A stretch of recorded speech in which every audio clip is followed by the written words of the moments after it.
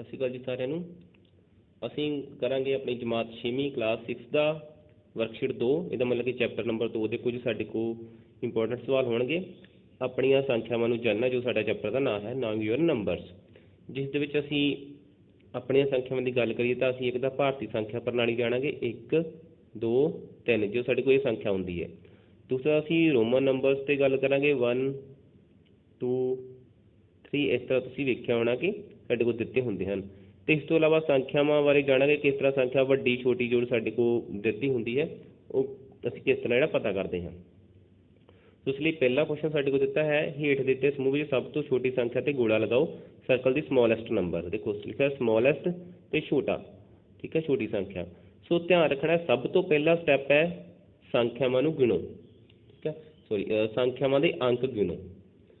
ਇਸ ਸੰਖਿਆ ਦੇ ਅੰਕ ਕਿੰਨੇ ਹਨ ਸਾਡੇ ਕੋਲ? 4। ਇਸ ਸੰਖਿਆ ਦੇ ਅੰਕ ਕਿੰਨੇ ਹਨ? 4। ਇਸ ਦੇ ਕਿੰਨੇ ਹਨ? 1 2 3 4। ਫਿਰ ਅਗਲੀ ਸੰਖਿਆ ਦੇ ਅੰਕ ਸਾਡੇ ਕੋਲ ਕਿੰਨੇ ਹਨ? 4, ਠੀਕ ਹੈ। ਹੁਣ ਅਸੀਂ ਸਭ ਤੋਂ ਪਹਿਲਾਂ ਸੰਖਿਆ ਦਾ ਪਹਿਲਾ ਅੰਕ ਜਿਹੜਾ ਉਹ ਚੈੱਕ ਕਰਾਂਗੇ ਕੀ ਹੈ। ਇਸ ਵਿੱਚ ਦਿੱਤਾ ਹੈ 4 4 4 4, ਸਾਰੀਆਂ ਸੰਖਿਆਵਾਂ ਦਾ 4 ਅੰਕ ਹੈ। ਫਿਰ ਦੂਸਰਾ ਚੈੱਕ ਕਰੋ 5 8 3 4। ਦੇਖੋ ਦੂਸਰਾ ਅੰਕ ਕਿਹੜੀ ਸੰਖਿਆ ਦਾ ਜਿਹੜਾ ਸਾਡੇ ਕੋਲ ਛੋਟਾ ਆ ਰਿਹਾ ਹੈ? ਇਸ ਦਾ 5 ਹੈ, ਇਸ ਦਾ 8 ਹੈ। ਇਹਦਾ ਮਤਲਬ ਆਹ ਵੱਡਿਆ ਗਿਆ, ਕੱਟਿਆ ਗਿਆ। ਇਸ ਦਾ 3 ਹੈ, 5 ਕੱਟਿਆ ਗਿਆ। ਇੱਧਰ ਸਾਡੇ ਕੋਲ 4 ਹੈ, 3 ਹੈ। ਇਹਦਾ ਮਤਲਬ ਕਿ ਇਹ ਸਾਡੇ ਕੋਲ ਛੋਟੀ ਸੰਖਿਆ ਆ ਜਾਂਦੀ ਹੈ। ਸੋ ਅਸੀਂ ਸੰਖਿਆ ਦੇ ਅੰਕ ਵੇਖਣੇ ਹਨ। ਪਹਿਲਾਂ ਦੇਖੋ, ਜੇਕਰ ਉਹ ਸਭ ਤੋਂ ਛੋਟਾ ਹੈ ਛੋਟੀ ਸੰਖਿਆ ਬਣ ਜਾਏਗੀ। ਜੇ ਉਹ ਬਰਾਬਰ ਹੈ ਬਾਕੀਆਂ ਦੇ, ਫਿਰ ਦੂਸਰਾ ਅੰਕ ਦੇਖੋ, ਜੇ ਉਹ ਸਾਰਿਆਂ ਤੋਂ ਛੋਟਾ ਹੈ ਤਾਂ ਉਹ ਛੋਟੀ ਸੰਖਿਆ ਬਣ ਜਾਏਗੀ। ਜੇ ਇਹ ਵੀ ਬਰਾਬਰ ਹੈ ਜੇ ਫਿਰ ਤੀਸਰਾ ਅੰਕ ਚੈੱਕ ਕਰੋ, ਜੇ ਉਹ ਛੋਟਾ ਜਿਹੜੀ ਸੰਖਿਆ 'ਚ ਹੋਵੇਗਾ ਉਹ ਸੰਖਿਆ ਜਿਹੜੀ ਸਾਡੇ ਕੋਲ ਛੋਟੀ ਸੰਖਿਆ ਬਣ ਜਾਏਗੀ। ਫਿਰ ਸਾਡੇ ਕੋਲ ਇਸ ਤਰ੍ਹਾਂ ਹੀ ਅਗਲਾ ਸਵਾਲ ਆਉਂਦਾ ਹੈ, ਸੰਖਿਆ ਦੇ ਅੰਕ ਦੇਖੋ ਕਿੰਨੇ ਹਨ? 5, ਠੀਕ ਹੈ। ਅਗਲੇ ਸਵਾਲ ਵਿੱਚ ਇਸ ਵਿੱਚ ਵੀ ਸੰਖਿਆ ਦੇ ਜਿਹੜੇ ਅੰਕ ਦਿੱਤੇ ਹਨ ਸਾਡੇ ਕੋਲ ਕਿੰਨੇ ਦਿੱਤੇ ਆ? 5। ਫਿਰ ਅਗਲਾ ਸਵਾਲ ਦੇਖੋ, ਇਸ ਵਿੱਚ ਸੰਖਿਆ ਦੇ ਅੰਕ ਕਿੰਨੇ ਹਨ? 5 ਦਿੱਤੇ ਹੋਏ ਹਨ। ਫਿਰ ਸਾਡੇ ਕੋਲ ਸੰਖਿਆ ਦੇ ਅੰਕ 5 ਹਨ। ਸੋ ਸੰਖਿਆ ਦਾ ਪਹਿਲਾ ਅੰਕ ਦੇਖੋ ਕਿਹੜਾ ਹੈ? 2 2 2 ਦਿੱਤਾ ਹੋਇਆ ਹੈ। ਦੂਸਰਾ ਅੰਕ ਚੈੱਕ ਕਰਦੇ ਹਾਂ, 5 5 5 5 ਦਿੱਤਾ ਹੋਇਆ ਹੈ। ਤੀਸਰਾ ਅੰਕ ਚੈੱਕ ਕਰੋ, 2 2 2 2 2 2 ਹੀ ਦਿੱਤਾ ਹੋਇਆ। ਫਿਰ ਅਸੀਂ ਫੋਰਥ ਅੰਕ ਚੈੱਕ ਕਰਦੇ ਹਾਂ, ਚੌਥਾ ਅੰਕ ਕਿਹੜਾ ਸਾਡੇ ਕੋਲ? 8 4 7 ਅਤੇ 1। ਮਤਲਬ ਕਿ ਇਹ ਸਾਡੇ ਕੋਲ ਜਿਹੜਾ ਛੋਟਾ ਅੰਕ ਚੌਥਾ ਜਿਹੜਾ ਆਉਂਦਾ ਹੈ, ਇਹਦਾ ਮਤਲਬ ਸਭ ਤੋਂ ਛੋਟੀ ਸੰਖਿਆ ਸਾਡੇ ਕੋਲ ਕਿਹੜੀ ਹੋ ਗਈ? 2 5 2 1 0 ਹੋ ਜਾਂਦੀ ਹੈ। ਫਿਰ ਸਾਡੇ ਕੋਲ ਦਿੱਤੇ ਹੋਏ ਸਮੂਹ ਵਿੱਚੋਂ ਸਭ ਤੋਂ ਵੱਡੀ ਸੰਖਿਆ, ਗ੍ਰੇਟੈਸਟ ਨੰਬਰ ਪਤਾ ਕਰਨਾ ਹੈ। ਸੋ ਇਹੀ ਵਾਲੀ ਵਿਧੀ ਲੱਗੇਗੀ, ਪਰ ਇਸ ਦਾ ਉਲਟ ਹੋ ਜਾਏਗਾ ਸਾਰਾ ਸਾਡੇ ਕੋਲ, ਠੀਕ ਹੈ। ਸਭ ਤੋਂ ਪਹਿਲਾਂ ਸੰਖਿਆ ਦੇ ਅੰਕ ਗਿਣਨੇ ਹਨ, ਠੀਕ ਹੈ। ਦੇਖੋ ਕਿੰਨੇ ਅੰਕ ਹਨ ਇੱਥੇ? 4। ਇੱਥੇ ਕਿੰਨੇ ਅੰਕ ਹਨ ਸਾਡੇ ਕੋਲ? 5। ਇੱਥੇ ਕਿੰਨੇ ਅੰਕ ਹਨ? 3। ਇੱਥੇ ਕਿੰਨੇ ਅੰਕ? 4। ਫਿਰ ਸਾਡੇ ਕੋਲ 3 ਅੰਕ। ਸੋ ਸਭ ਤੋਂ ਘੱਟ ਅੰਕ ਕਿੱਥੇ ਆਉਂਦੇ ਹਨ? ਦੇਖੋ 100 ਅਤੇ 310 ਦੇ ਵਿੱਚ ਸਾਡੇ ਕੋਲ 3 ਅੰਕ ਹਨ। ਅਤੇ ਹੁਣ ਅਸੀਂ ਸਭ ਤੋਂ ਪਹਿਲਾਂ ਅੰਕ ਚੈੱਕ ਕਰਨਾ ਕਿਹੜਾ ਹੈ? ਇਹ ਹੈ 1 ਅਤੇ ਇਹ ਹੈ 3। ਦੋਵਾਂ 'ਚੋਂ ਛੋਟਾ ਕਿਹੜਾ? 1। ਹਾਂਜੀ, ਇਸ ਵਿੱਚ ਅਸੀਂ ਵੱਡੀ ਸੰਖਿਆ ਲੱਭਣੀ ਹੈ। ਸੋ ਸੰਖਿਆ ਦੇ ਅੰਕ ਸਭ ਤੋਂ ਜ਼ਿਆਦਾ ਕਿੱਥੇ ਹਨ? ਦੇਖੋ ਇੱਥੇ ਦਿੱਤੇ ਗਏ ਨੇ ਸਾਡੇ ਕੋਲ 5 ਦਿੱਤੇ ਹੋਏ ਹਨ। ਇਹਦਾ ਮਤਲਬ ਸਭ ਤੋਂ ਵੱਡੀ ਸੰਖਿਆ ਸਾਡੇ ਕੋਲ ਇਹ ਹੋ ਜਾਏਗੀ, ਠੀਕ ਹੈ। ਫਿਰ ਦੂਸਰੇ ਸਵਾਲ ਦੇ ਵਿੱਚ ਸੰਖਿਆ ਦੇ ਅੰਕ ਕਿੰਨੇ ਹਨ? 4। ਫਿਰ ਸੰਖਿਆ ਦੇ ਅੰਕ ਫਿਰ 4 ਦਿੱਤੇ ਹੋਏ ਹਨ। ਫਿਰ ਸੰਖਿਆ ਦੇ ਅੰਕ 4, ਫਿਰ ਕਿੰਨੇ? 5, ਫਿਰ ਸਾਡੇ ਕੋਲ 3, ਠੀਕ ਹੈ। ਸੰਖਿਆ ਦੇ ਅੰਕ ਸਭ ਤੋਂ ਜ਼ਿਆਦਾ ਕਿੱਥੇ ਹਨ? ਇਸ ਸੰਖਿਆ ਦੇ ਵਿੱਚ। ਇਹਦਾ ਮਤਲਬ ਇਹ ਸਭ ਤੋਂ ਵੱਡੀ ਜਾਂ ਗ੍ਰੇਟੈਸਟ ਨੰਬਰ ਜਿਹੜਾ ਸਾਡੇ ਕੋਲ ਹੋਵੇਗਾ, ਠੀਕ ਹੈ। ਜੇ ਸਾਡੇ ਕੋਲ ਸੰਖਿਆ ਦੇ ਅੰਕ ਬਰਾਬਰ ਹੁੰਦੇ ਤਾਂ ਫਿਰ ਅਸੀਂ ਪਹਿਲਾ ਅੰਕ ਚੈੱਕ ਕਰਨਾ ਸੀ। ਜੇਕਰ ਉਹ ਕਿਸੇ ਸੰਖਿਆ ਦਾ ਵੱਡਾ ਅੰਕ ਹੁੰਦਾ ਤਾਂ ਉਹ ਸੰਖਿਆ ਜਿਹੜੀ ਸਾਡੇ ਕੋਲ ਵੱਡੀ ਸੰਖਿਆ ਆ ਜਾਣੀ ਸੀ। ਫਿਰ ਸਾਡੇ ਕੋਲ ਸਵਾਲ ਨੰਬਰ ਆਉਂਦਾ ਹੈ 3। ਬਗੈਰ ਦੁਹਰਾਉਂਦੇ ਹੋਏ 9 7 4 1 ਅੰਕਾਂ ਦੀ ਵਰਤੋਂ ਦੇ ਨਾਲ 4 ਅੰਕਾਂ ਦੀ ਸਭ ਤੋਂ ਛੋਟੀ ਸੰਖਿਆ ਬਣਾਓ। Without repeating the digits, write the smallest number with 4 digits. ਦੇਖੋ ਡਿਜਿਟਸ ਮਤਲਬ ਇਹ ਵਾਲੇ ਅੰਕ ਜੋ ਦਿੱਤੇ ਗਏ ਹਨ। ਸੋ ਛੋਟੀ ਸੰਖਿਆ, ਜਦੋਂ ਵੀ ਤੁਸੀਂ ਛੋਟੀ ਸੰਖਿਆ ਬਣਾਉਣੀ ਹੈ ਤਾਂ ਸਭ ਤੋਂ ਪਹਿਲਾਂ ਤੁਸੀਂ ਛੋਟਾ ਅੰਕਾਂ ਦੇ ਵਿੱਚੋਂ ਲਿਖਣਾ ਹੈ। ਸਭ ਤੋਂ ਛੋਟਾ ਅੰਕ ਸਾਡੇ ਕੋਲ ਕਿਹੜਾ? ਦੇਖੋ 1 4 7 9 ਦੇ ਵਿੱਚ 1। ਫਿਰ ਇਸ ਤੋਂ ਵੱਡਾ 4। ਫਿਰ ਉਸ ਤੋਂ ਵੱਡਾ ਸਾਡੇ ਕੋਲ ਹੈ 7। ਫਿਰ ਉਸ ਤੋਂ ਵੱਡਾ ਸਾਡੇ ਕੋਲ ਆਉਂਦਾ ਹੈ 9, ਠੀਕ ਹੈ। ਇਹ ਸਾਡੇ ਕੋਲ ਛੋਟੀ ਸੰਖਿਆ ਜਿਹੜੀ ਬਣ ਜਾਂਦੀ ਹੈ। ਫਿਰ ਦੂਸਰੇ ਸਵਾਲ ਦੇ ਵਿੱਚ ਸਾਡੇ ਕੋਲ ਫਿਰ 4 ਅੰਕ ਦਿੱਤੇ ਹੋਏ ਹਨ। ਸਾਡੇ ਕੋਲ 4 ਅੰਕਾਂ ਦੀ ਵੱਡੀ ਸੰਖਿਆ ਅਤੇ ਗ੍ਰੇਟੈਸਟ ਨੰਬਰ ਜਾਂ ਸਾਨੂੰ ਬਣਾਉਣ ਨੂੰ ਕਿਹਾ ਗਿਆ ਹੈ। ਸੋ ਇਸ ਦੇ ਲਈ ਅਸੀਂ ਸਭ ਤੋਂ ਵੱਡਾ ਅੰਕ ਲਿਖਣਾ ਹੈ ਪਹਿਲੇ ਨੰਬਰ 'ਤੇ, ਜੋ ਸਾਡੇ ਕੋਲ ਆਉਂਦਾ ਹੈ 5। ਫਿਰ ਸਾਡੇ ਕੋਲ ਉਸ ਤੋਂ ਛੋਟਾ 4। ਫਿਰ ਉਸ ਤੋਂ ਛੋਟਾ ਸਾਡੇ ਕੋਲ ਹੈ 3। ਫਿਰ ਉਸ ਤੋਂ ਛੋਟਾ 0। ਇਹਦਾ ਮਤਲਬ ਸਾਡੇ ਕੋਲ ਕੀ ਆ ਗਿਆ? ਇਹ ਬਣ ਜਾਂਦੀ ਹੈ 5 4 3 0, ਠੀਕ ਹੈ। ਇਹ ਸੰਖਿਆ ਜੀ ਸਾਡੇ ਕੋਲ ਆ ਜਾਂਦੀ ਹੈ। ਸਵਾਲ ਨੰਬਰ 4, ਇਹਨਾਂ ਚਿੱਤਰਾਂ ਨੂੰ ਧਿਆਨ ਨਾਲ ਸਮਝਣ ਉਪਰੰਤ ਹੇਠ ਲਿਖੇ ਸਵਾਲਾਂ ਦੇ ਉੱਤਰ ਦਿਓ। Observe the following figures and then answer the following questions. So figures ਮਤਲਬ ਆ ਜੋ ਸਾਡੇ ਕੋਲ ਨੀਚੇ ਚਾਰ ਸਾਡੇ ਕੋਲ ਬਣੇ ਹੋਏ ਹਨ, ਜਿਨ੍ਹਾਂ ਦੇ ਨਾਮ ਦਿੱਤੇ ਹਨ ਰਾਮ ਰਹੀਮ, ਡੋਲੀ, ਮੋਹਨ, ਸ਼ਮੀ, ਤੇ ਨੀਚੇ ਉਹਨਾਂ ਦੀਆਂ ਉਚਾਈਆਂ ਦਿੱਤੀਆਂ ਹਨ 160 ਸੈਂਟੀਮੀਟਰ, 154 ਸੈਂਟੀਮੀਟਰ, 158 ਸੈਂਟੀਮੀਟਰ ਤੇ 159 ਸੈਂਟੀਮੀਟਰ। ਸੋ ਅਸੀਂ ਦੇਣੇ ਹਨ ਇਸ ਦੇ ਵਿੱਚ ਜੋ ਸਵਾਲ ਨੀਚੇ ਸਾਡੇ ਕੋਲ 1 2 3 4 ਕਰਕੇ ਦਿੱਤੇ ਹਨ ਉਹਨਾਂ ਦੇ ਅਸੀਂ ਜਵਾਬ। ਸੋ ਵੇਖਦੇ ਹਾਂ ਸਾਡੇ ਕੋਲ ਉਹ ਸਵਾਲ ਜਿਹੜੇ ਕੀ ਹਨ। ਪਹਿਲਾ ਹੈ ਸਾਡੇ ਕੋਲ ਇਹਨਾਂ ਵਿੱਚੋਂ ਸਭ ਤੋਂ ਲੰਬਾ ਕੋਣ ਹੈ। ਲੰਬਾ ਕੋਣ ਹੈਗਾ ਜਿਸ ਦੀ ਉਚਾਈ ਸਭ ਤੋਂ ਜ਼ਿਆਦਾ ਹੋਵੇਗੀ। ਦੇਖੋ ਇਹ ਇਹਨਾਂ ਦੀ ਉਚਾਈ ਦਿੱਤੀ ਹੋਈ ਸਾਡੇ ਕੋਲ। ਰਾਮ ਰਹੀਮ ਦਾ ਕਿੰਨਾ ਹੈ 160, ਜੋ ਸਾਰਿਆਂ ਤੋਂ ਵੱਡੀ ਸੰਖਿਆ ਹੈ ਨਾ, ਇਹਦਾ ਮਤਲਬ ਰਾਮ ਰਹੀਮ ਜਿਹੜੀ ਹੈ ਜਿਹੜਾ ਹੈ ਉਸ ਦੀ ਉਚਾਈ ਸਭ ਤੋਂ ਜ਼ਿਆਦਾ ਹੈ, ਮਤਲਬ ਕਿ ਸਭ ਤੋਂ ਲੰਬਾ ਕੌਣ ਹੈ ਰਾਮ ਰਹੀਮ। ਇਹ ਸਾਡੇ ਕੋਲ ਟੋਲੈਸਟ ਜਿਹੜਾ ਆ ਜਾਂਦਾ ਹੈ। ਫਿਰ ਲਿਖਿਆ ਸਭ ਤੋਂ ਛੋਟਾ ਕੌਣ ਹੈ, ਸ਼ਾਰਟੈਸਟ ਕੌਣ ਹੈ ਸਾਡੇ ਕੋਲ। ਸਭ ਤੋਂ ਛੋਟੀ ਉਚਾਈ ਦੇਖੋ ਕਿੱਥੇ ਹੈ 154 ਡੋਲੀ ਦੀ ਦਿਖ ਰਹੀ ਹੈ ਨਾ, ਇਹਦਾ ਮਤਲਬ ਇਸਦਾ ਆਨਸਰ ਕੀ ਆ ਜਾਏਗਾ ਸਾਡੇ ਕੋਲ ਦੂਸਰੇ ਦਾ ਡੋਲੀ ਜਿਹੜਾ ਆਨਸਰ ਆ ਜਾਂਦਾ ਹੈ। ਫਿਰ ਸਾਡੇ ਕੋਲ ਉਹਨਾਂ ਦੀਆਂ ਲੰਬਾਈਆਂ ਵੱਧਦੇ ਕ੍ਰਮ ਵਿੱਚ ਲਿਖੋ। ਅਸੈਂਡਿੰਗ ਆਰਡਰ ਮਤਲਬ ਕਿ ਅਸੈਂਡ ਦਾ ਮਤਲਬ ਹੁੰਦਾ ਉੱਪਰ ਵੱਲ ਵਧਣਾ, ਮਤਲਬ ਕਿ ਸਭ ਤੋਂ ਪਹਿਲਾਂ ਸਾਡੇ ਕੋਲ ਆਏਗਾ ਛੋਟਾ, ਫਿਰ ਵੱਡਾ, ਫਿਰ ਵੱਡਾ, ਫਿਰ ਵੱਡਾ। ਹੁਣ ਅਸੀਂ ਇਸ ਦੇ ਵਿੱਚ ਅਸੀਂ ਸਭ ਤੋਂ ਪਹਿਲਾਂ ਛੋਟੀ ਉਚਾਈ ਵੇਖਾਂਗੇ ਕਿਹੜੀ ਹੈ 154 ਸੈਂਟੀਮੀਟਰ ਜੋ ਡੋਲੀ ਦੀ ਹੈ। ਫਿਰ ਸਾਡੇ ਕੋਲ 158 ਸੈਂਟੀਮੀਟਰ ਜੋ ਮੋਹਨ ਹੈ। ਫਿਰ ਸਾਡੇ ਕੋਲ 159 ਸੈਂਟੀਮੀਟਰ ਜੋ ਸ਼ਮੀ ਹੈ। ਫਿਰ ਸਾਡੇ ਕੋਲ ਲਾਸਟ ਵਿੱਚ ਆਉਂਦਾ ਹੈ ਰਾਮ ਰਹੀਮ 160। ਠੀਕ ਹੈ, ਇਹ ਸਾਡੇ ਕੋਲ ਅਸੈਂਡਿੰਗ ਆਰਡਰ ਜਿਹੜੇ ਬਣ ਜਾਂਦੇ ਹਨ। ਫਿਰ ਅਸੀਂ ਬਣਾਉਣਾ ਹੈ ਡਿਸੈਂਡਿੰਗ ਆਰਡਰ ਘਟਦੇ ਕ੍ਰਮ।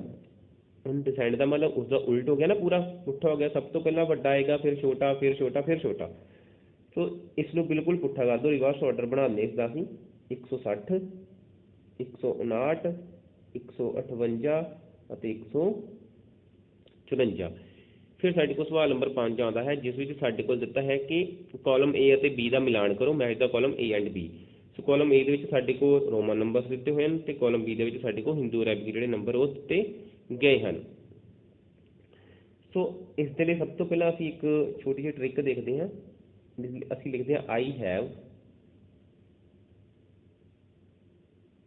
10 lions, cats,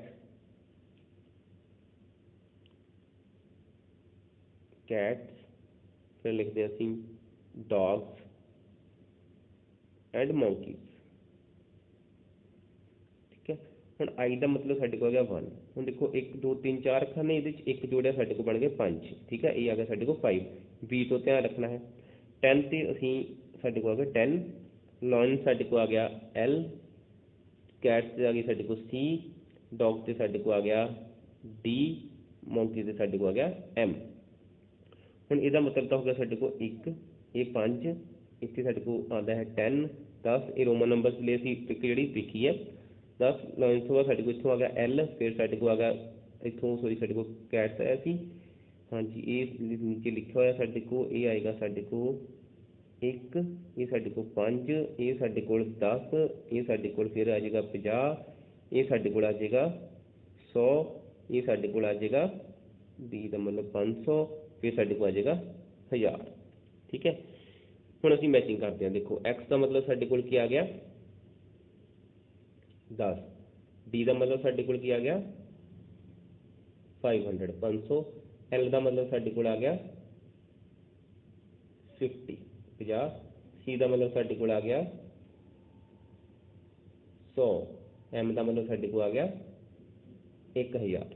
ਠੀਕ ਹੈ, ਇਹ ਸਾਡੇ ਕੋਲ ਮੈਚਿੰਗ ਜਿਹੜੀ ਇਸ ਤਰ੍ਹਾਂ ਹੋ ਜਾਂਦੀ ਹੈ। ਫਿਰ ਸਵਾਲ ਨੰਬਰ 6 ਹੈ, ਹੇਠ ਲਿਖਾਂ ਵਿੱਚ ਸੰਖਿਆਵਾਂ ਵਿੱਚੋਂ ਉਸ ਸੰਖਿਆ ਤੇ ਗੋਲਾ ਲਗਾਓ ਜੋ ਭਾਰਤੀ ਸੰਖਿਆ ਲਿਖਣ ਪ੍ਰਣਾਲੀ ਅਨੁਸਾਰ ਹੈ। ਹੁਣ ਸਾਡੇ ਕੋਲ ਦੋ ਸਿਸਟਮਾਂ ਦੀ ਅਸੀਂ ਗੱਲ ਕਰਨੀ ਹੈ। ਇੱਕ ਤਾਂ ਅਸੀਂ ਭਾਰਤੀ ਸੰਖਿਆ ਲਿਖਣ ਦੀ ਤੇ ਦੂਸਰੀ ਅਸੀਂ ਅੰਤਰਰਾਸ਼ਟਰੀ ਸਿਸਟਮ ਦੀ ਲਿਖਣ ਦੀ ਜਿਹੜੀ ਗੱਲ ਕਰਾਂਗੇ। ਠੀਕ ਹੈ, ਇੰਟਰਨੈਸ਼ਨਲ ਸਿਸਟਮ ਤੇ ਭਾਰਤੀ ਸੰਖਿਆ। ਧਿਆਨ ਨਾਲ ਸੁਣਨਾ ਹੈ ਕਿ ਭਾਰਤੀ ਸੰਖਿਆ ਪ੍ਰਣਾਲੀ ਵਿੱਚ ਅਸੀਂ ਆਪਣੇ ਸੱਜੇ ਪਾਸੇ ਤੋਂ 3 ਸੰਖਿਆ ਛੱਡ ਕੇ ਜਿਹੜਾ ਕੌਮਾ ਲਗਾਉਂਦੇ ਜਾਣਾ ਹੈ। 3 3 3 ਸੰਖਿਆ ਛੱਡਣੀਆਂ ਹਨ ਤੇ ਲਾਸਟ ਵਿੱਚ ਸਾਡੇ ਕੋਲ 2 ਸੰਖਿਆ ਬਚ ਜਾਣ, ਬੇਸ਼ੱਕ 1 ਬਚ ਜੇ, ਉਹਨੂੰ ਅਸੀਂ ਉੱਥੇ ਹੀ ਛੱਡ ਦੇਣਾ ਹੈ। ਠੀਕ ਹੈ, ਤੇ ਜਿਹੜਾ ਇੰਟਰਨੈਸ਼ਨਲ ਸਿਸਟਮ ਹੁੰਦਾ ਹੈ ਅੰਤਰਰਾਸ਼ਟਰੀ ਸਿਸਟਮ, ਉਸ ਦੇ ਵਿੱਚ ਅਸੀਂ ਸਭ ਤੋਂ ਪਹਿਲਾਂ 3 ਅੰਕ ਛੱਡਣੇ ਹਨ, ਫਿਰ ਅਸੀਂ 2 ਅੰਕ ਛੱਡਦੇ ਜਾਂਦੇ ਹਾਂ। ਠੀਕ ਹੈ, ਸੋ ਦੇਖੋ 3 ਅੰਕ ਛੱਡੇ ਹਨ, ਫਿਰ 3 ਛੱਡੇ ਹਨ, 2 ਅੰਕ ਬਚ ਗਏ। ਇਹਦਾ ਮਤਲਬ ਇਹ ਸਾਡੇ ਕੋਲ ਕਿਹੜੀ ਹੋ ਗਈ ਭਾਰਤੀ ਸੰਖਿਆਂਕਨ ਪ੍ਰਣਾਲੀ। ਠੀਕ ਹੈ, ਇਹ ਸਾਡੇ ਕੋਲ ਭਾਰਤੀ ਸੰਖਿਆਂਕਨ ਪ੍ਰਣਾਲੀ ਜਿਹੜੀ ਉਹ ਹੋ ਜਾਂਦੀ ਹੈ। ਠੀਕ ਹੈ, ਫਿਰ ਸਾਡੇ ਕੋਲ ਦੇਖੋ 3 ਅੰਕ फिर 2 ये साडे कोल गलत हो गया, भारतीय संख्या नहीं है, ये किहड़ी हो जाएगी अंतरराष्ट्रीय इंटरनेशनल। फिर साडे कोल 2 2 2 छड्ड के तां साडे कोल पता नहीं किहड़ी होगी, गलत है हो जाता है पूरा।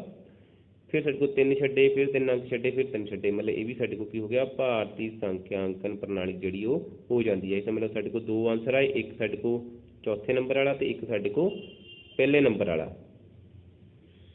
फिर साडे कोल सवाल नंबर आउंदा है 7, जिस विच लिखिआ साडे कोल निकटीकरण राहीं नेड़े दी दहाई तक, ध्यान नाल समझना है, नेड़े दी दहाई तक अंदाजा लगाउण उपरंत दसो।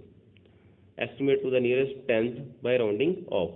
पहला है साडे कोल पता करो कि किहड़े झंडे 270 की तुलना विच 260 के ज़्यादा नेड़े हैं। देखो 270 की तुलना विच 260 के नेड़े है, असीं 260 के नेड़े झंडा लभना किहड़ा है, ठीक है। Find which flags are closer to 260 as compare to 270, मतलब कि 260 के नेड़े जिहड़ा क्लोजर का मतलब नेड़े नेड़े किहड़ा है, कंपेयर मतलब तुलना की बजाय 270 नाल तुलना करिए तो असीं जेकर, ठीक है। तो सब तो पहले देखो साडे कोल 260 कित्थे दित्ता, ये साडे कोल दित्ता है 260। सो 260 के नेड़े किहड़ा झंडा है साडे कोल, देखो अगे आ जांदा ना 261 वाला, साडे कोल इहदा आंसर की आ गया, साडे कोल 261 वाला झंडा जिहड़ा वो नेड़े आ जाता है, ठीक है। फिर दूसरा नंबर सवाल है पता करो कि किहड़े झंडे 260 की तुलना में 270 के ज़्यादा नेड़े है। हुण असीं क्लोजर टू किहड़े लभना है, 270 के नेड़े। देखो जी 270 है, 270 के नेड़े की है 269, इत्थे भी फ्लैग लगा हुआ है, ये साडे कोल आंसर आ गया साडा 269 269।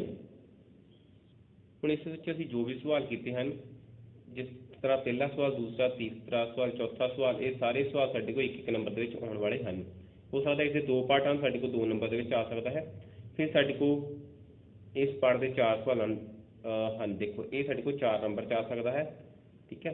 फिर मैचिंग है साडे कोल, ये भी साडे कोल 4 नंबर में आ सकती है। फिर साडे कोल 6वां या 7वां सवाल सी जिहड़ा साडे कोल भी 1 नंबर या 2 नंबर के सवाल जिहड़े साडे कोल बन सकते हैं। तो हुण असीं अपना सवाल नंबर वेखदे हां 8।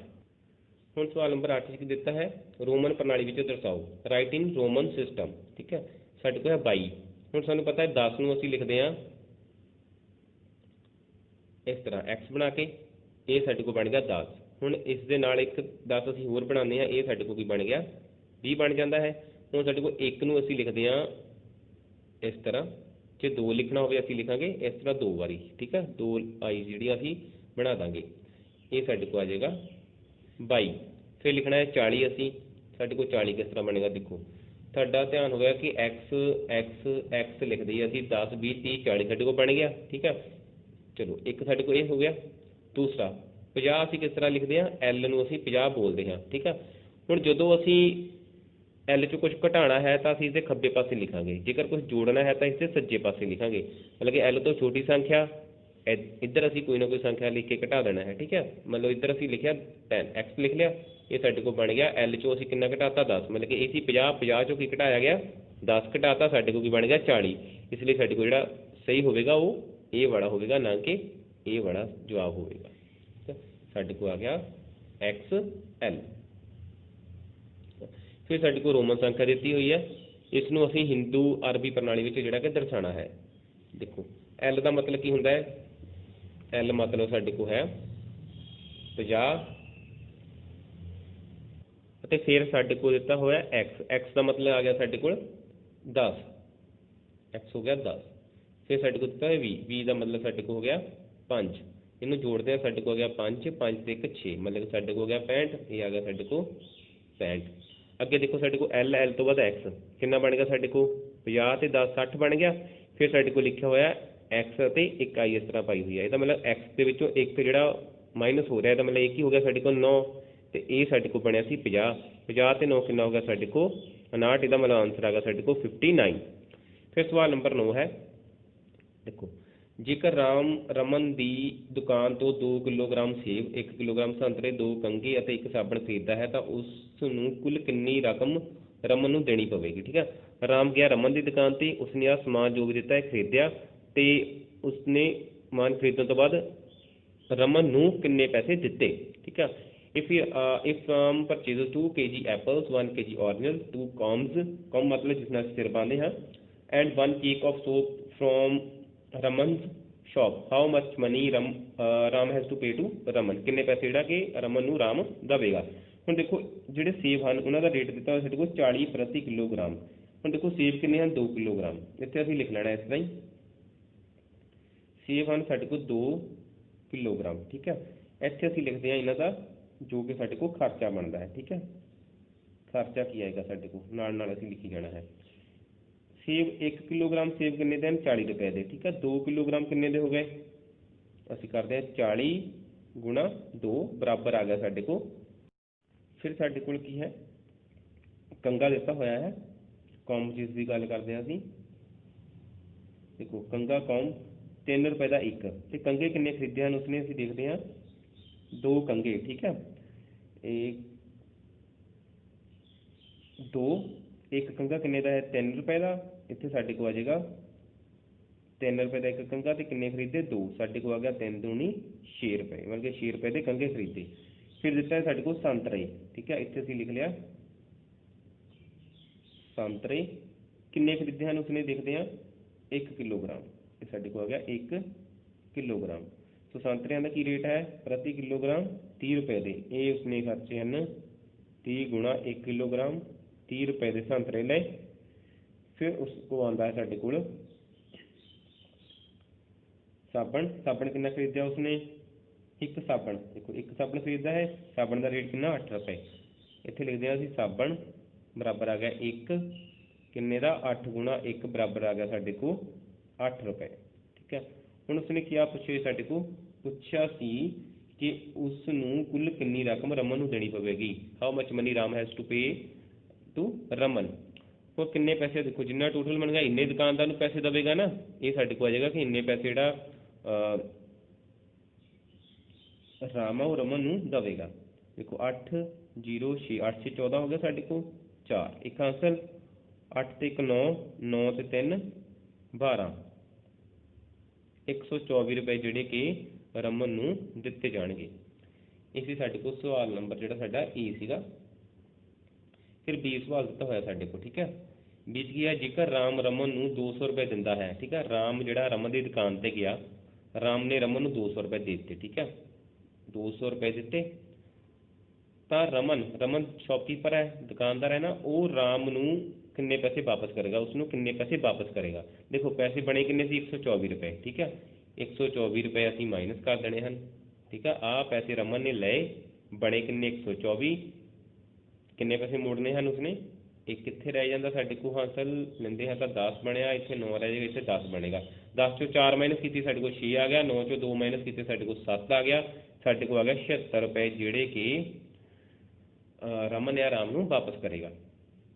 ਫਿਰ ਆਉਂਦਾ ਸਵਾਲ ਨੰਬਰ 10 ਸਾਡੇ ਕੋਲ, ਜਿਸ ਵਿੱਚ ਸਾਡੇ ਕੋਲ ਦਿੱਤਾ ਹੈ ਇੱਕ ਵੱਡੇ ਬਰਤਨ ਵਿੱਚ 4 ਲੀਟਰ 500 ਮਿਲੀਲੀਟਰ ਦਹੀਂ ਹੈ, ਠੀਕ ਹੈ, 25 ਮਿਲੀਲੀਟਰ ਵਾਲੀ ਸਮਰੱਥਾ ਵਾਲੇ ਕਿੰਨੇ ਗਲਾਸ ਇਸ ਨਾਲ ਭਰੇ ਜਾ ਸਕਦੇ ਹਨ। ਇਹ big bowl contains 4 litre 500 millilitre curd, curd ਮਤਲਬ ਦਹੀਂ, ਕਿੰਨਾ ਦਹੀਂ ਹੈ 4 ਲੀਟਰ 500 ਮਿਲੀਲੀਟਰ, ਤੇ ਕਿੰਨੇ ਉਸ ਵਿੱਚੋਂ ਗਲਾਸ ਭਰੇ ਜਾ ਸਕਦੇ ਹਨ। ਜੇਕਰ ਇੱਕ ਗਲਾਸ ਦੇ ਵਿੱਚ ਇੱਕ ਗਲਾਸ ਬਣਿਆ ਹੋਇਆ, ਇਸ ਵਿੱਚ ਕਿੰਨਾ ਆਉਂਦਾ ਹੈ ਦਹੀਂ 25 ਮਿਲੀਲੀਟਰ। ਹੁਣ ਧਿਆਨ ਨਾਲ ਸਮਝਣਾ ਹੈ, 1 ਲੀਟਰ ਜਿਹੜਾ ਸਾਡੇ ਕੋਲ ਹੁੰਦਾ ਹੈ ਇਹ ਬਰਾਬਰ ਸਾਡੇ ਕੋਲ ਹੁੰਦਾ ਹੈ 1000 ਮਿਲੀਲੀਟਰ, ਠੀਕ ਹੈ। ਹੁਣ ਸਾਡੇ ਕੋਲ ਕੀ ਆ ਗਿਆ ਇੱਥੇ 4 ਲੀਟਰ, 4 ਲੀਟਰ ਬਰਾਬਰ ਕੀ ਆ ਜਾਏਗਾ 1 'ਚ 1000 ਤੇ 4 ਦੇ ਵਿੱਚ ਸਾਡੇ ਕੋਲ ਆ ਜਾਏਗਾ 4000 ਮਿਲੀਲੀਟਰ, ਸਾਡੇ ਕੋਲ ਆ ਜਾਏਗਾ 4 ਲੀਟਰ ਤੇ 500 ਮਿਲੀਲੀਟਰ ਕਿਹਦੇ ਬਰਾਬਰ ਆ ਜਾਏਗਾ, ਦੇਖੋ 4 ਲੀਟਰ ਕਿਹਦੇ ਬਰਾਬਰ 4000 ਦੇ ਪਲੱਸ 500 ਆ ਗਿਆ ਸਾਡੇ ਕੋਲ, ਇਹਦਾ ਮਤਲਬ ਸਾਡੇ ਕੋਲ ਟੋਟਲ ਜਿਹੜਾ ਬਣ ਗਿਆ ਦਹੀਂ ਕਿੰਨਾ ਬਣ ਗਿਆ 4500 ਮਿਲੀਲੀਟਰ ਜਿਹੜਾ ਦਹੀਂ ਆ ਜਾਂਦਾ ਹੈ, ਠੀਕ ਹੈ। ਇੱਕ ਬਾਉਲ ਦੇ ਵਿੱਚ ਇਹਦੇ ਵਿੱਚ ਕਿੰਨਾ ਦਹੀਂ ਹੈ 4500 ਮਿਲੀਲੀਟਰ, ਕਿਉਂਕਿ ਇਸ ਨੂੰ ਅਸੀਂ ਹੁਣ ਕਿਹ 'ਚ ਬਦਲਿਆ ਮਿਲੀਲੀਟਰਾਂ 'ਚ ਕੱਢ ਲਿਆ, ਠੀਕ ਹੈ, ਲੀਟਰਾਂ 'ਚ ਨਹੀਂ ਰਿਹਾ। ਤੇ ਇੱਕ ਗਲਾਸ ਦੇ ਵਿੱਚ ਕਿੰਨਾ ਆਉਂਦਾ ਹੈ ਸਾਡੇ ਕੋਲ 25 ਮਿਲੀਲੀਟਰ, ਠੀਕ ਹੈ।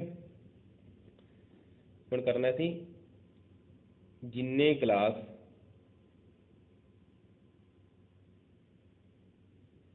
ਭਰੇ ਜਾ ਸਕਦੇ ਹਨ ਉਹ ਸਾਡੇ ਕੋਲ ਬਰਾਬਰ ਕੀ ਆਏਗਾ, ਦੇਖੋ ਜਦੋਂ ਵੀ ਗਿਣਤੀ ਕੱਢਣੀ ਹੈ ਇਸ ਤਰ੍ਹਾਂ, ਠੀਕ ਹੈ। ਵੱਡੇ ਬਰਤਨ ਦੀ ਸਮਰੱਥਾ, ਵੱਡੇ ਬਰਤਨ ਦੀ ਸਮਰੱਥਾ मतलब कि कैपेसिटी ऑफ बाउल ये आ जाएगा साढ़े को, नीचे आ जाएगा साढ़े को छोटे बर्तन दी समर्था, कैपेसिटी ऑफ ग्लास। ठीक है, ਜਾਂ ਅਸੀਂ ਬੋਲਾਂਗੇ volume of bowl divide by volume of glass. ਠੀਕ ਆ, ਇਸ ਦਾ ਆਨਸਰ ਕੀ ਆਉਂਦਾ ਸਾਡੇ ਕੋਲ, ਦੇਖਦੇ ਹਾਂ 4500 ਡਿਵਾਈਡ ਬਾਈ 25। ਠੀਕ ਹੈ, ਕਟਿੰਗ ਕਰਦੇ ਹਾਂ, 5 5 ਦਾ 25 ਆ ਗਿਆ ਸਾਡੇ ਕੋਲ। ਦੇਖੋ 25 ਜਿਹੜਾ 5 ਦੇ ਪਹਾੜੇ 'ਚ ਆਉਂਦਾ ਹੈ ਨਾ, 5 ਵਾਰੀ ਤੇ 5 5 25 ਆ ਗਿਆ। ਫਿਰ ਦੇਖੋ 45 ਵੀ ਆਉਂਦਾ ਹੈ, ਪੰਜੂ ਨਾਮ 45। ਹੁਣ ਇਸ ਤੇ ਅੱਗੇ ਦੋ ਜ਼ੀਰੋ ਵੀ ਹਨ। ਠੀਕ ਹੈ, ਉਹ ਸਾਡੀ ਜ਼ੀਰੋ ਇਸ ਤਰ੍ਹਾਂ ਹੀ ਲਗਾ ਦੇਣੀਆਂ ਹਨ। ਸਾਡੇ ਕੋਲ ਆ ਗਿਆ 900।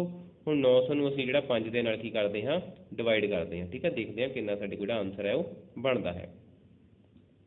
ਸਾਡੇ ਕੋਲ ਆਉਂਦਾ ਹੈ 900 ਡਿਵਾਈਡ ਬਾਏ 5। ਤੁਸੀਂ 4500 ਵਿੱਚ ਰੱਖ ਕੇ 25 ਨਾਲ ਵੀ ਡਿਵਾਈਡ ਕਰ ਸਕਦੇ ਹਾਂ। ਠੀਕ ਹੈ, 5 ਏਕਮ 5, ਸਾਡੇ ਕੋਲ 905 ਮਾਈਨਸ ਕਰਾਂਗੇ ਆ ਜਾਏਗਾ 4, ਫਿਰ ਆ ਗਿਆ ਸਾਡੇ ਕੋਲ 2, 1 0 ਲਿਖ ਲਿਆ ਸੀ। ਠੀਕ ਹੈ, ਫਿਰ 5 ਦੇ ਪਹਾੜੇ 'ਚ 40 ਆਉਂਦਾ ਹੈ ਸਾਡੇ ਕੋਲ, ਹਾਂਜੀ, 5 8 40। ਠੀਕ ਹੈ, 0 ਆ ਗਿਆ ਸਾਡੇ ਕੋਲ 40।